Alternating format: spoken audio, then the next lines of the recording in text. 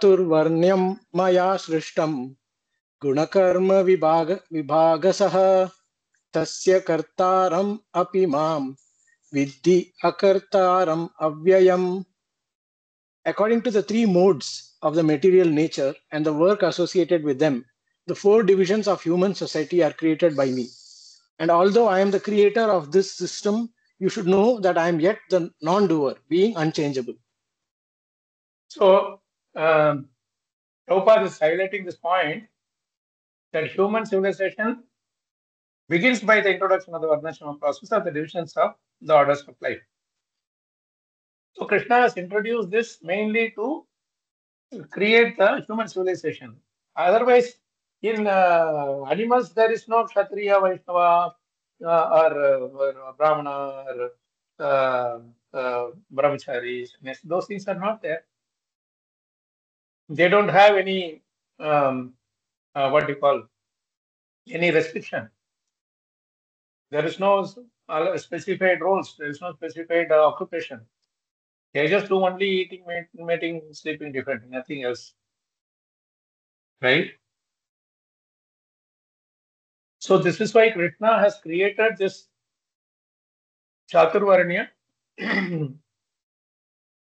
based on the guna and karma, so that there is a proper civilization being there. If there is no divisions of this Varna and Ashrama, there is no question of civilization at all. It's a beautiful point that Prabhupada has brought us here.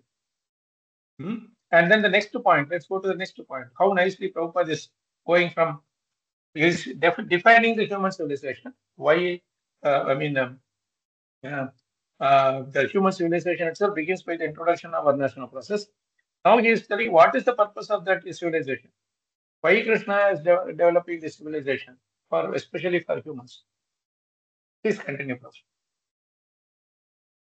See how The nice purpose the of flow is. civilization. Actually, if we read it like this, we will really enjoy what Prabhupada refers to here. Please continue, Prabhupada. And then once you complete this point, you can read that 7.7 verse 2. You have to go to the in the top in that Veda-based thing. We should only change the chapter number from 4 to 7. That's all, and then go to 7th chapter. That's all. Yeah. Okay. Thank you, Prabhu. Please read. The purpose of civilization is to develop our love for God or Krishna. God means Krishna. Refer Gita 7.7 translation and purport. 7.7. Mattha parataram nanyat kinchid asti dhananjaya mai sarvam idam protam sutre manigana iva. Translation. So, O now, conqueror of wealth. Please complete it, Prabhu. O conqueror of wealth, there is no truth superior to me. Everything rests upon me as pearls are strung on a thread. Prabhu, can you do me a favor? Can you also switch on the purport? Yes, last week we didn't have a time, so it was the end. So we couldn't read all the purports. But now this is going to be a nice exercise in Gita. Now Prabhupada is saying the purpose of civilization is to develop love of God. And why is he referencing Gita's 7.7, this Mata Sarupa Partaram Nanya Sloka? Very interesting thing. So how is the connection between the two established?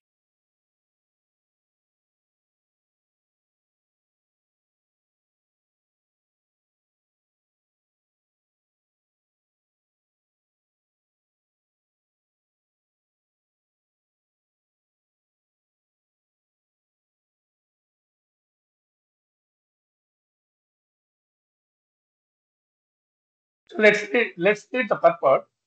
Let's read this purport. Prabhu, can you read the purport? Prabhu. There is a common controversy over whether the supreme absolute truth is personal or impersonal. As far as Bhagavad Gita is concerned, the absolute truth is the personality of Godhead Sri Krishna.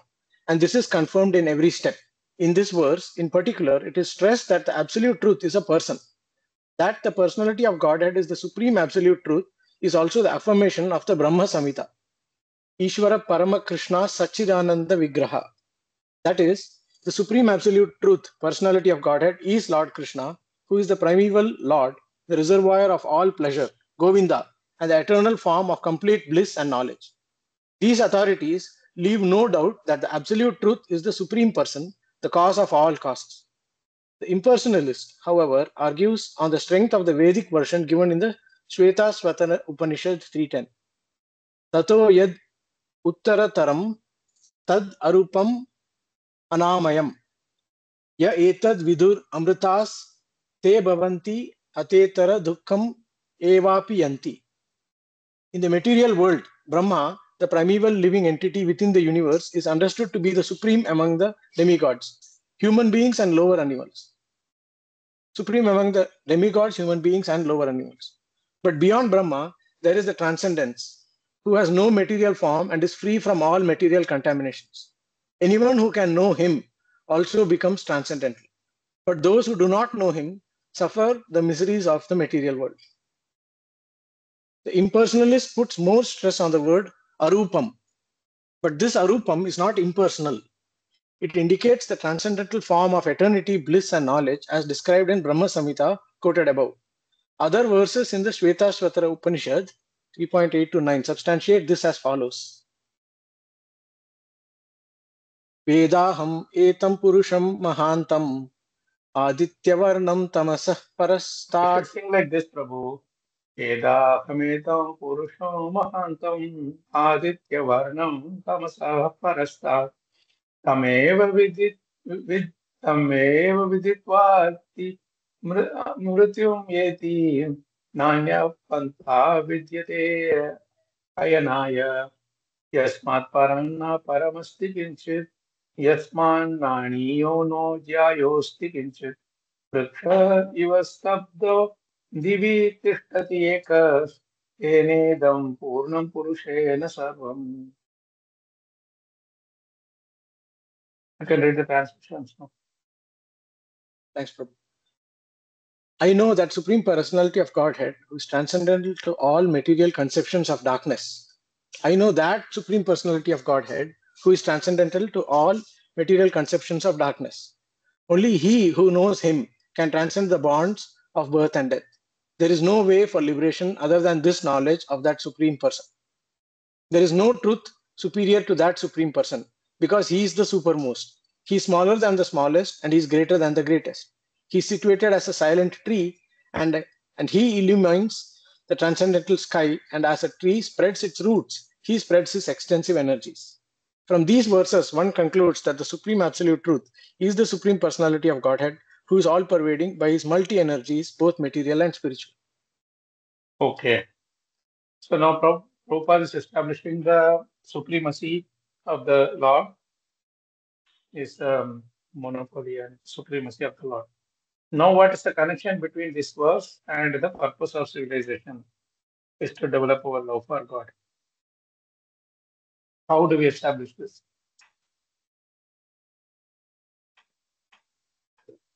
It's a very interesting section of this book because so far we were reading the stories and it was a nice lighter thing. But this next 2-3 pages is going to be really taxing our brains to understand Gita better. But I don't think there is a more nectarian section than this because for all the books that we are distributing, Bhagavad Gita's or that we are doing classes, I think Prabhupada is going to really bamboozle us with his beautiful points that is listed. How nicely Prabhupada is preparing for each and every uh, program, you see. And where does he get all the time from? So let's see what is how to understand the connection between 7.7 and the purpose of civilization is to develop love for God.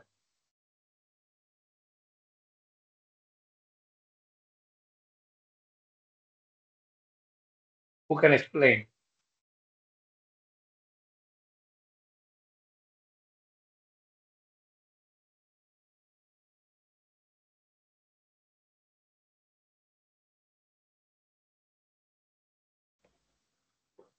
So how is the purpose of civilization achieved by verse number, understanding the verse number 7.7. Hare Krishna, Or Prabhuji. in other words, yes, Prabhu. It's like that, that we know that Nate Viduswar Gati mein Vishnu. So the goal of, the aim of life is Lord Vishnu.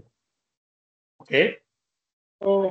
So as in human civilization, the goal is not known to everyone, but the Okay. Varna system is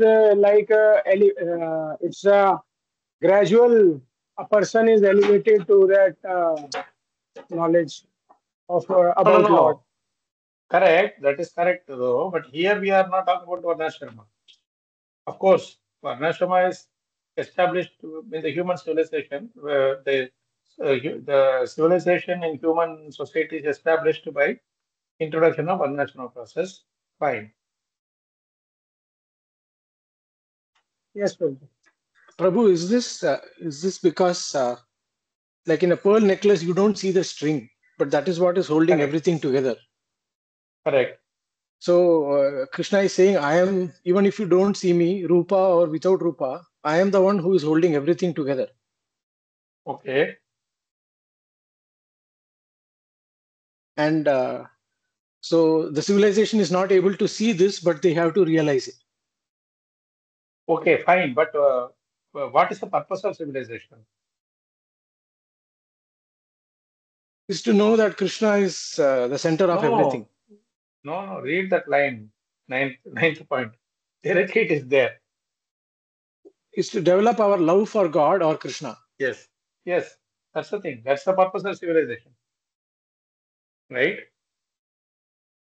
So, how is the purpose of civilization? That is developing our love for God, achieved by understanding the meaning of this verse or through this verse. That's the question. We understand that Krishna is like the pearl, the string connecting all the pearls, and we are all like the pearls. Outside we see all these pearls, but we don't understand that it's the thread that is holding us all together. The moment you take out the thread, everything will be scattered. Correct? Yes. Now, how do we develop love of God by understanding this sloka? Everything is dependent, resting upon me as pearls are stuck on the thread. Gaurav Prabhu, you raise your hand. So difficult, Prabhu, but what I understand is like here, I mean, what my understanding was, Prabhupada saying, develop our love for God, and Correct. this particular verse establishes that God means Krishna. So all that clarification is given in the purport that God means Krishna. So that's why there is a connection. No. God means Krishna. That is okay. We are not worried about that part yet. Because yes, as it is not only this verse, many other verses in Bhagavad Gita establishes God is Krishna. Now, how is love of Godhead practiced, or how can you understand or appreciate love of Godhead through this verse? Because what he's saying, purpose of civilization is to develop our love for God. God is explaining that in this verse that I am like the string that is connecting all the pearls together. There's no truth superior to me. First point is Matta Partaram Nanyat. That is to know truth superior to me. Anything else has to rest. Anything else appears to be a truth has to be proved to be true only with the help of the absolute truth. You understand? On its own, they cannot stand the test of truth. So in a civilization, Prabhuji, I mean, people are connected to each other through Krishna. Correct. Right. So in any civilization, there are people, and as Krishna says, I mean, everything rests upon me, or I mean, everyone in a civilization, they are connected to each other through Krishna. And then Krishna is kind of that thread which connects everyone. So that's why I mean the purpose in for any civilization to develop or to grow is to understand how they are connected to each other, and that is what is Correct. But one thing I am seeing that till now nobody is focusing on this word love of God. We are talking about purpose of civilization, purpose of civilization. Purpose of civilization is love of God, as already Prabhupada said. Now, this love of God is established through Bhagavad Gita 7.7. So, this understanding of this, okay, everything is resting upon Krishna. There's no truth beyond him. And everything is resting upon him by the thread. As soon as the thread is out, then there won't be any more garland, right? So how do you connect that? How to do this? If you have to establish human civilization, you have to develop or spread the love of God. Correct? Now you take the human civilization concept out, because now we understood that love of God is what going to keep the civilization running and growing. Now you only focus on love of God. You understand? Now, love of God to Mata Partarananyat pearls are strung on the thread. Just there, everything is resting upon me. Now, how do we bridge these 2 points, these 2 concepts? See, once we realize that he is the ultimate truth, he is the one who is holding, he is naturally supreme personality of Godhead. So, to love him and serve him is the very purpose of human life, isn't it? No, correct. Prabhuji? You got there, Mataji. The moment, one point, the first point you started is the right way, where step was the right direction. Now, to love somebody, we should actually see how much they are valuable to our life, how they are making our life, how they are the real, by their mercy only we are surviving, correct? Like without Krishna, how the pearls will be just once the string is removed, Yes, how the pearls are lost. exactly. Without Krishna, we are totally lost. We have no connection. We We have have no no connection. connection. We have no Now, connection. We very are simple. totally. Very simple. Now, all of us have come this, I mean, this online class, we are all connected together, right? Yes. That connection itself is established by Krishna. Yeah. Otherwise, we have more than 300 members in our group. Yes, ma'am. Everybody would have joined. There are few with whom Krishna chose. I was just listening to a lecture of my Guru Maharaj. They're saying that we have to be feeling really, really fortunate to have been chosen by Krishna, selected by Krishna. Right? So this we all are now pearls. We are all connected by the common thread called Krishna. All of us have the same concept, same aim. Correct? Now he is not seen in any of these things. Like there are 70 numbers, all our names are there. Krishna name is not there. Right? But he is the one who is making sure this all our computers and phones should be in charge. We have the network connection. Then it should be this laptops and phones. They should all be working all right. Then we have to come together and discuss so many. All these things he is taking care, but he is not showing himself anywhere. So, like how the thread is not seen, Krishna is not seen, but he is ensuring everything for us to be together. And without him, we cannot be connected. Connected. Right? And beyond all these mechanical items, he has to give us the intelligence. He has to make us remember.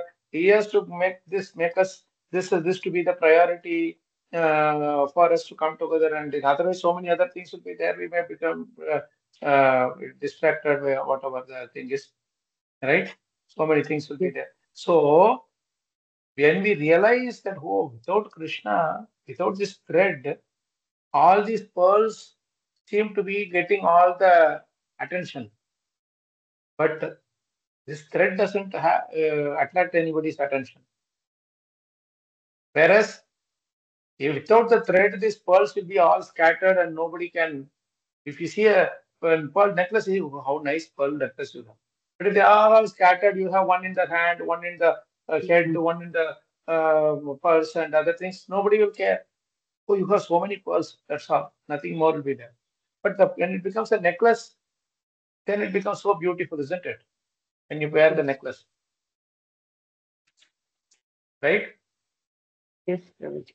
So the pearls which are connected together by the common thread of Krishna, they appear very beautiful to look at and to appreciate.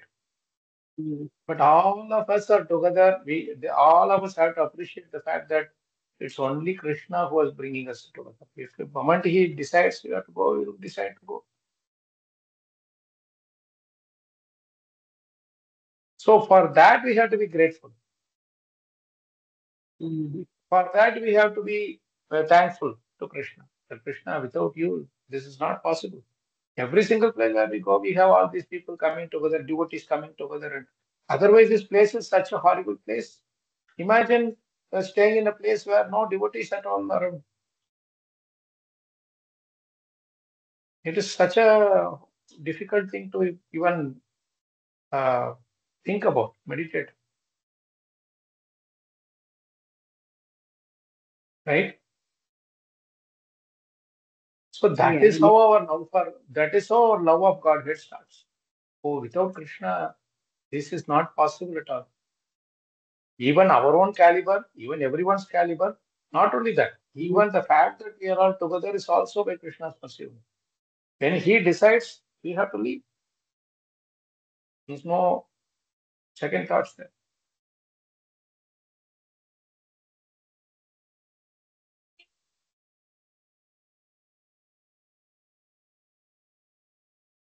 So you understood the connection there.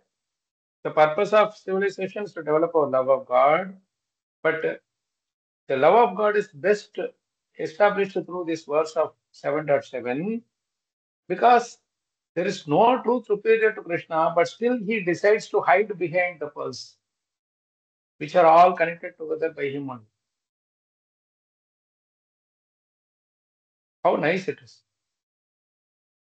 Someone who does the most important service, he wants to hide, cover himself. And you imagine in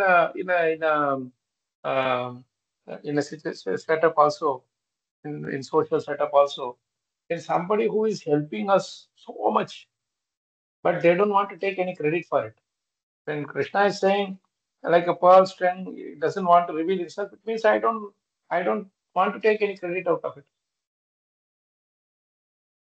There are so many people who are shining this world, but they would be having some say mentor, guide, maybe we have spiritual masters like that. So many of them will have different kind of people, but they don't come into the limelight, isn't it?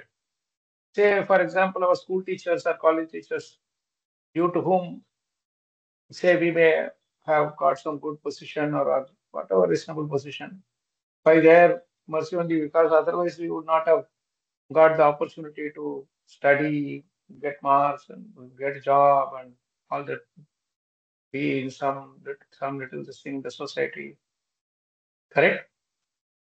But then they decide to stay anonymous, correct? After many years, when we come back and see them, we have that gratitude or thankfulness, isn't it? We go and express our thanks, gratitude to our teachers. Yes. But then they are very happy. They are not looking forward to these things. They are not expecting us to continuously keep on praising them. But then if they had not taught us those subjects the right time in our school days or whatever, we would not have accomplish anything, whatever little it may be. So that is why we are very grateful to them. And that gratefulness leads to love and respect, awe and reverence. Right? Love means giving first preference to that person. Any priority. I will have some other things to do, but the moment I hear that, oh, my teacher has come, I would want to keep aside all those things and I go. Teacher is only one example I'm giving. Like that, so many people are there in our life who have given us spiritual knowledge, who has helped us how to understand certain things in the in Krishna consciousness, right? So in every one of those things, we find that without this thread, world cannot be together.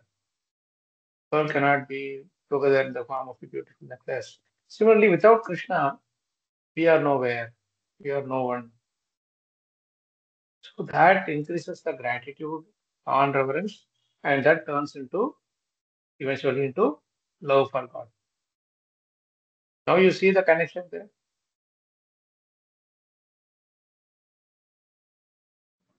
Yes, Prabhuji.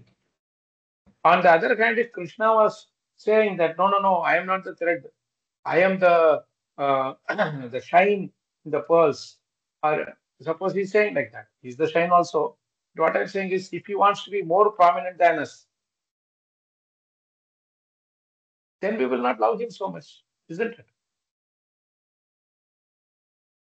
You like people who sacrifice something to bring us up, to show us into the world. Why we love our parents? Because parents do all the sacrifices and they want us to shine in our life beyond them also. They are happy to be in the background.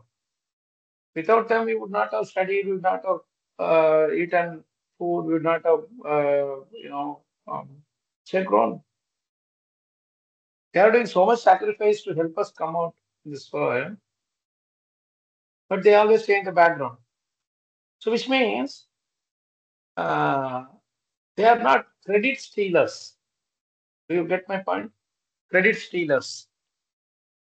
Normally, what happens is they make you work hard, the bosses and all, and they take our work and they go to the show to their bosses or their whatever the customers and all to show that that's what they have done.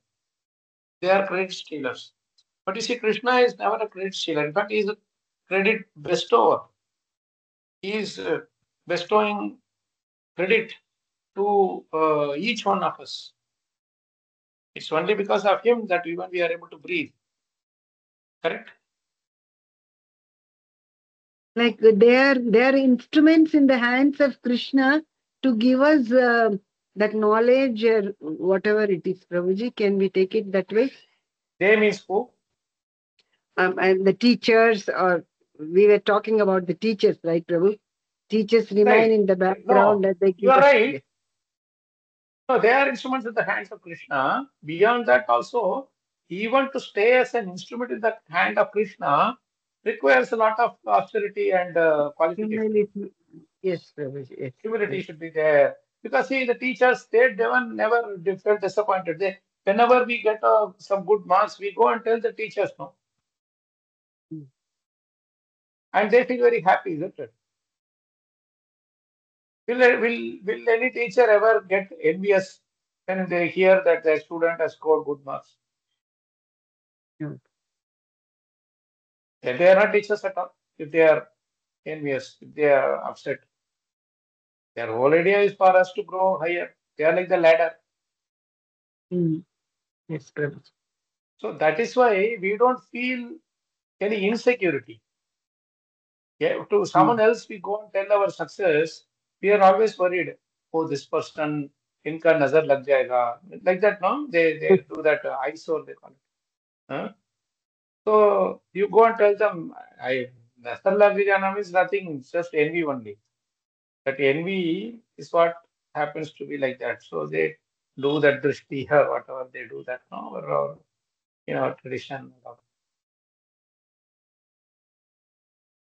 But with Krishna, there is no such things. Because he wants us to become greater than him. You see, every example that Pandavas quote, Arjuna quotes in the 15th chapter, he made sure Bhima fights with Jarasandha and kills Jarasandha. Why? He could have easily killed. But he specifically wanted Bhima to kill Jarasandha. Why? Because when Bhima kills Jarasandha, all the kings who are released after that Jarasandha's death, they will all thank Bhima and Yudhishthira Maharaj. So Krishna wanted everybody to glorify and appreciate and accept Yudhishthira Maharaj as the supreme. You understand that? So the Pandavas are all very much together as like pearls. Whereas it is Krishna who is connecting all of them together as thread. In the form of thread, he is connecting them all together and keeping them together.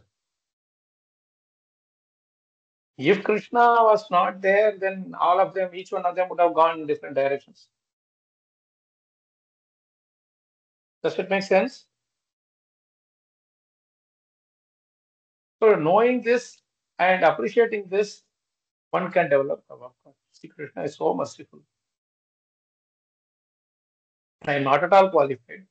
Whereas he wants to make me more prominent. They get the credit.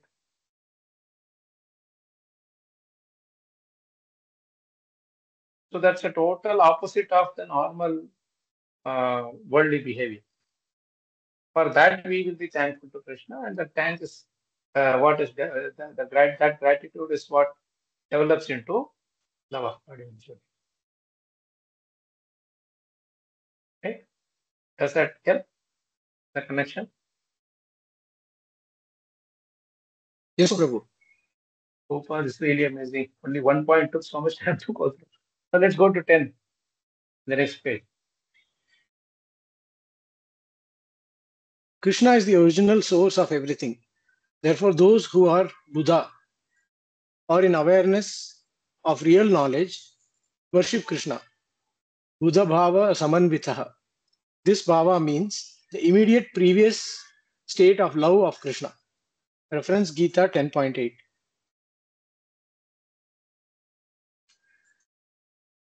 Okay, immediate previous state of love of Krishna. I don't know what that means. Let's go to 10.8. Maybe someone else can read. So it's our Chatusloki Bhagavad Gita. First. Anybody wants to read? Yeah, please. Hare Krishna, Prabhu. Can I read, Prabhu? Please, Mataji. Aham sarvasya prabhavo mattah sarvam pravartate iti matva bhajante mam buddha bhava samanvitaha. I am the source. Shall I read the translation too, Prabhu? Yeah, please.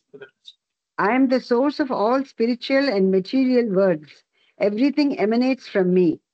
The wise who perfectly know this engage in my devotional service and worship me with all their hearts. Okay, so this is a straightforward one. Yes. I think it's more of a Prabhupada giving a defining statement. He is the original source of everything. Yeah? Aham sarvasya prabhavo, mattah sarvam pravartate. So intelligent people, those who have the real knowledge, they worship Krishna. And only thing that I still bit not very clear is what is Prabhupada talking here about. Bhava means the immediate previous state of love of Krishna. Any attempts from any devotee?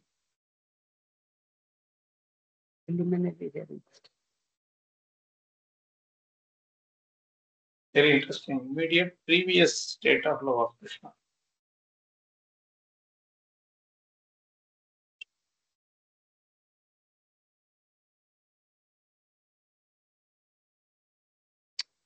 In that process of bhakti, bhava, after bhava, prema of Krishna, prema, isn't it, Prabhu?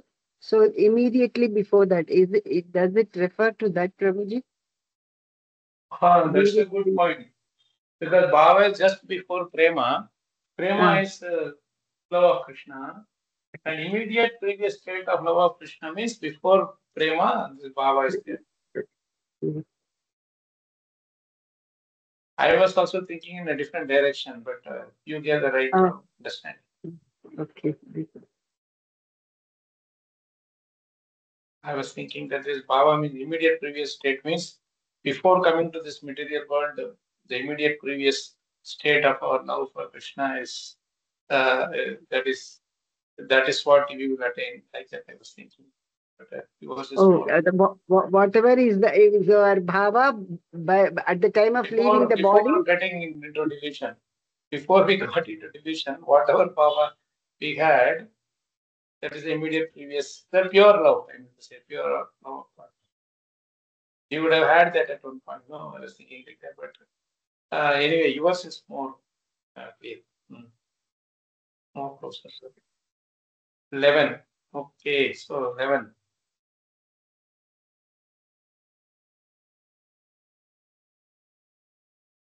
Wants to read 11. Point number 11, and reference is Gita 18.65. So 18.65 shloka we have to read after this. After reading this part. Anybody want to read the 11th point? Yes, can I, Prabhu? Yes. Hare Krishna. Yeah. Hare Krishna. The bhava preliminary loving stage. I can't see it. Loving. Okay. The bhava preliminary loving stage. This bhava stage can be attained by the following process. Reference Gita 18.65 and purport 65 and translation and purport. Now, what is that? Why does he say preliminary loving stage?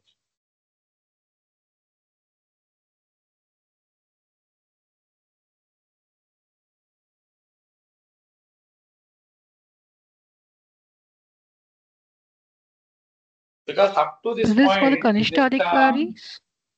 No. Up to this point, before Bhava, this Nishta, whatever Anita Nibrati, Asakti, Nishta and all, no. These are all developing us to that stage of Krishna Prema. And Bhava is the preliminary stage of Krishna Prema. Fulfilled or fully mature stage of Krishna Prema is, love of God is Krishna Prema. Also in this verse 18.65, Manmana Bhavam Madbhakto. So that is the first. Bhava word is there. First, you know. Prabhu, you can go. So think of me. Thinking of Krishna is the first stage. Can it be so, Prabhuji? Yes. Yeah, within your mind, always think of me. Madbhakto. Bhava Madbhakto. Madhyaji, Mam Namaskaru. Worship me. Offer your homage. Namaskar. Mam ye vaishyasi satyam te. You will satyam, definitely. 100% fact that you will come to me. Mam ye vaishyasi. Finally, you will reach me. Yes. So, Prabhupada is saying 11th point is about bhava, 12th point is about how to attain that bhava. Right?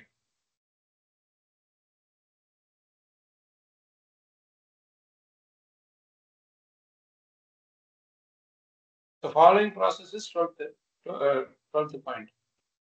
12th point is 9.14. So before we open 9.14, who knows what is verse number 9.14? So somebody should tell without looking at the verse.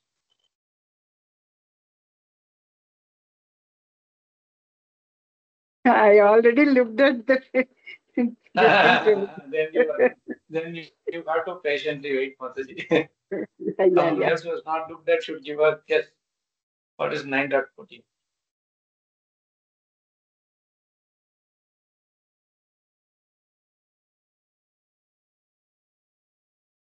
I really enjoy this exercise.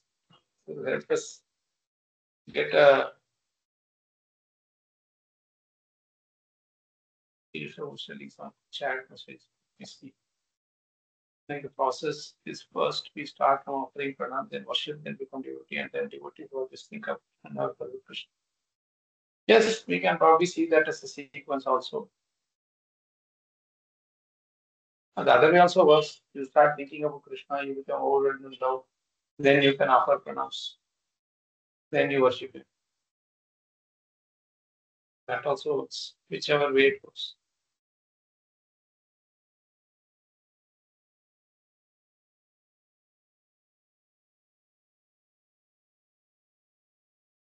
Okay, let's do one thing. This is a very important verse, 9.14.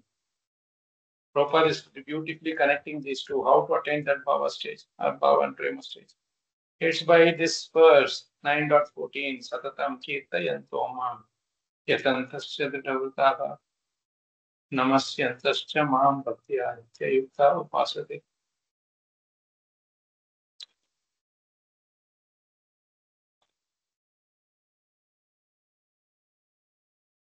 So who wants to read this verse translation and purport? Hare Krishna Prabhuji, can I? Please, Mataji.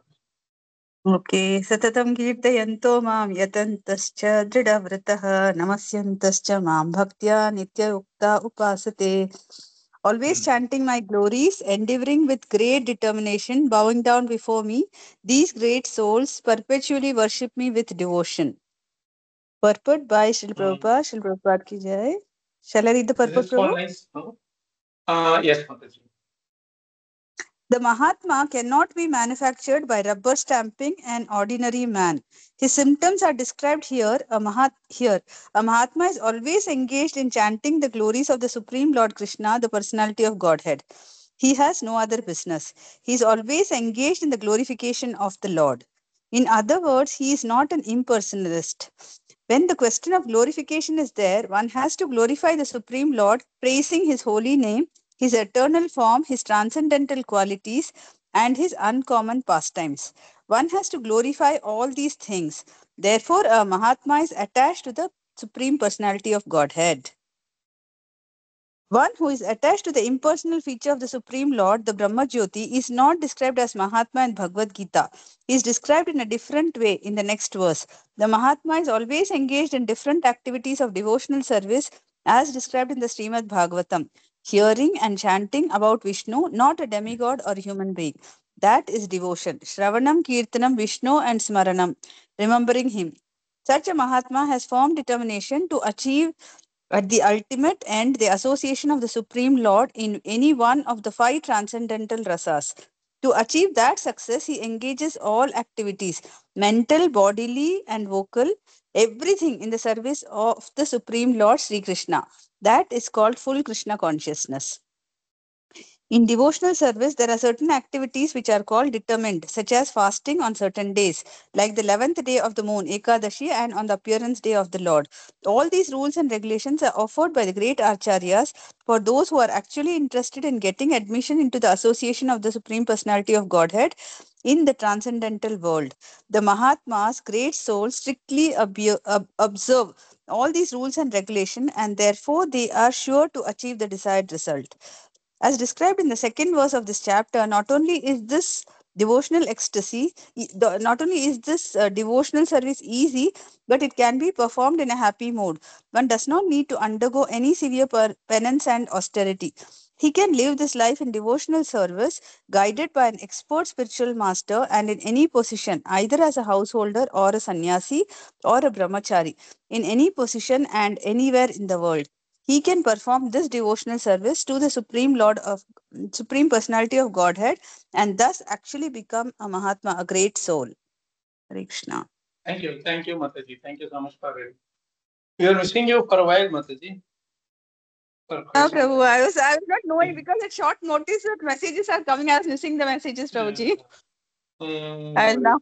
Actually, Prachi Mataji was telling me, I met her in golden village, and we were talking about you. Nice. Yeah, I was missing the messages today. I thought I should join today at least. I'll try and join Prabhuji regularly. Thanks. Sure, no problem. So this is the beautiful point here. If you come to the point here, so beautifully Prabhupada is connecting this verse. Satatam Kirtayanto Mam. So to attain love of Godhead, we have to glorify Him. We have to appreciate Him. We have to really thank Krishna for and remember His glories. So as Prabhupada rightly said in the purport, when we are chanting the names itself, we are actually glorifying Krishna. That is the beauty of the Mahamudra.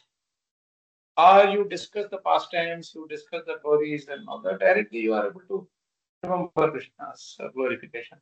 Because Krishna is beyond the three modes of material nature, his glorification is also beyond the three modes.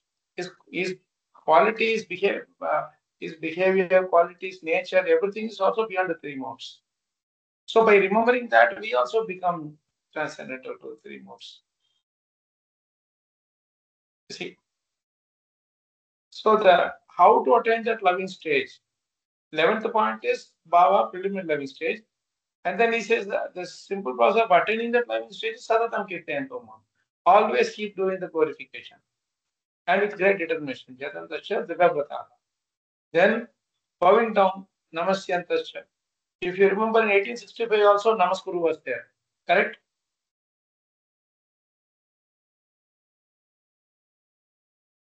We just read one verse before this. Manmana Bhavat Bhakto. Yes. Namaskuru. Namaskuru. No. So here also you see Namaskar.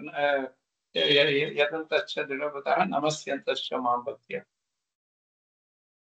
So Prabhupada is so beautifully connecting these points here. I think we should take these points in Bhakti Shastri courses, I would suggest this in which I can suggest this. These points are really wonderful. Meditate on the Bhagavad Gita disciplines. Yeah. So such a nice point, here. How do you attain that loving stage of Bhava? By Satatam Kirtayanto. Always chanting the glories of God. And with great determination. Because when you are doing the chanting, there will be so many hurdles, so many challenges that will come. You should not get succumbed to those things. Right? Those hurdles and challenges, should not succumb to that. But if you continue to chant, sing the glories, and enjoy the holy names, etc. The greatest form of glorification is by showing the impact of bhakti process in our life through the drastic transformation in our character. There is no greater way to glorify Krishna than by showing that through bhakti how much I have transformed. Not showing, by our own behavior, people will come to know that is not something really great because of which his behavior has changed drastically. Like the Java and Madai, for example.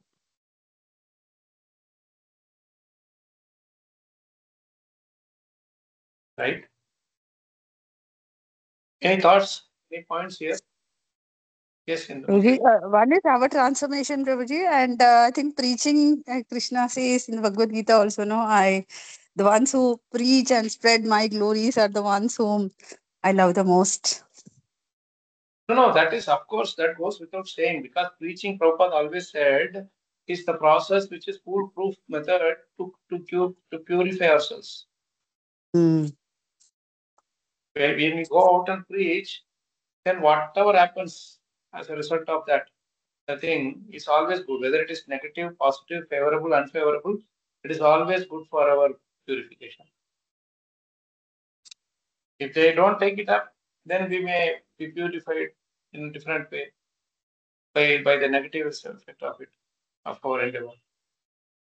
But if we get some favorable response, then also we'll get elated and we'll get encouraged to purify ourselves more. So end of the day, our nature gets transformed into seeing Krishna's hand in everything. Whether it is favorable or unfavorable, Anukula, Pratikula, whatever that thing may be. Irrespective of whatever that may be, we see Krishna's hand in that. So what do we do? Satadam Kirtanam. We always chant the glories of the Lord. Irrespective of whatever happens, Krishna is always thinking about my good.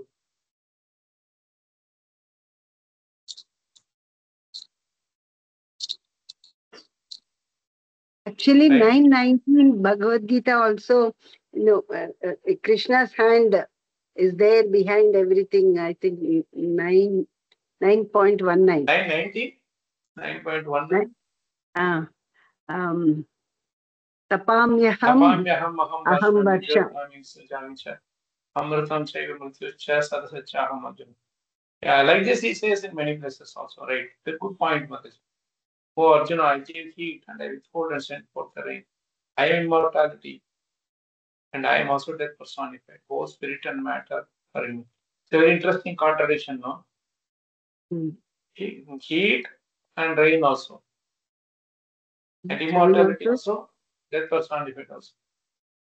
I was just listening to one lecture, Prabhuji, in that rain also, he can give rain so that everything will be very greenery. Then he can give Udrutam rain also, which results in flood. Yeah, Ativrishti.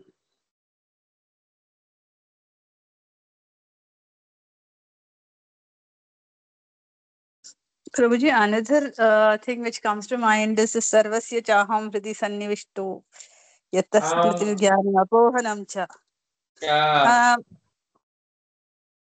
Means, no, not even that, Prabhuji, where he is, no, that is one, I'm sorry, this one, Prabhuji, where he is in our heart as the super soul and, yeah, Smritir Jnanam, everything, our remembrance and forgetfulness, everything comes from him. Yes,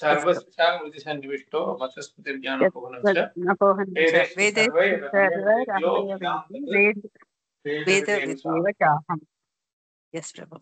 So our job is simply every time, see, that's why Prabhupada writes in this point. Number 12 is very interesting. The mass of people must be given the chance to become devotees of Krishna, which is attainable by the simple process of glorifying the Lord. So we have to engage people in this somehow or other. That is the primary thing. Like say, suppose somebody is not having time to come and sing the Satadam Kirtanam. No, that is okay, perfectly fine. Don't insist that you all have to come and chant only. Some people will be very busy with meetings or other services, some problem they will have whatever. But if they give some Lakshmi, that Lakshmi, through that they are helping and glorifying, isn't it? Or suppose they give their, say, it's their possession, something like home or vehicle or something for us to use. They are actually doing Satyam Kirtan. They are helping devotees in their preaching. They are helping some of the temple services and all that indirectly through Lakshmi Seva. So in whatever way they may be engaged, our objective should be to give them a chance to become devotees of Krishna by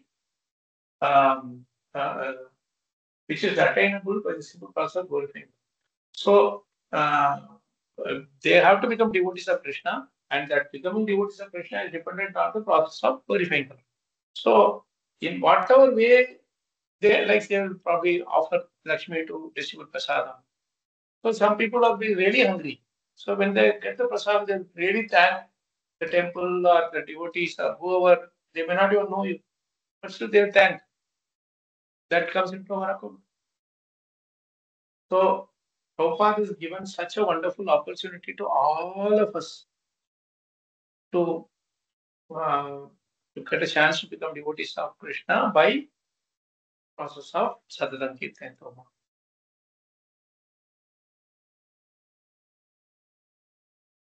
Because when constantly you glorify, naturally you become the servant. Naturally you become a lover of Krishna. Isn't it? Whoever you love only you can glorify them without any reservations or inhibition. Also, Prabhuji, we will love somebody whose glories we get to know more and more. Yes. We will start Naturally, loving those when people. you get attracted, when you get attracted to somebody, you will keep looking for wherever the glorification is there, isn't it? Yes.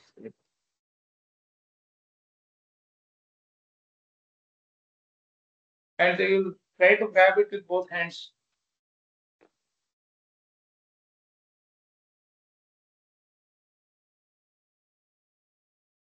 Okay, so we'll stop with the 12th point. Any other points for discussion, questions, comments? So there's a lot more. I'm sure we may take some weeks to complete this, but it's worth going through this in detail, Prabhupada. Otherwise, I would never feel satisfied just going through these points, just like a skimming through them. When I read the first time, I kind of felt happy about this thing. Then I was kind of reading it a little mechanically. When I was reading the book, I was thinking, okay, let me, like how the cow eats the food and then brings it out to chew it in a more leisurely way. No? Like that, I was thinking I will go through this leisurely point by point to understand how Prabhupada is connecting all these with the shloka numbers. So it's a good exercise that which we can do. Any points, any comments, questions before we disperse?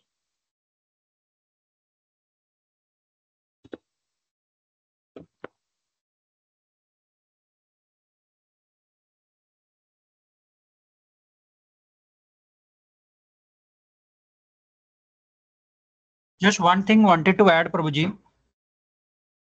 Yes, Prabhu.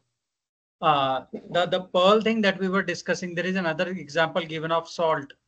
I mean, it is hidden, but it's most important thing in the dish. Yeah, very true, Prabhu.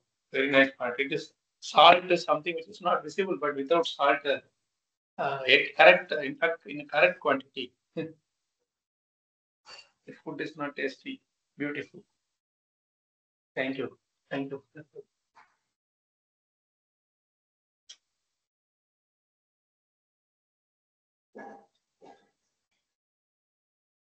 Anything else?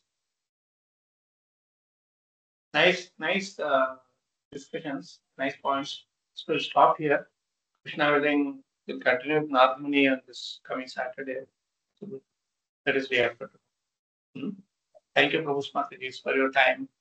We'll stop here and continue the topic. It's a nice meditation. I really would like to go through. I know it's a bit slow, but then it's worth the slowness is worth it. We can churn it and we can enjoy it more.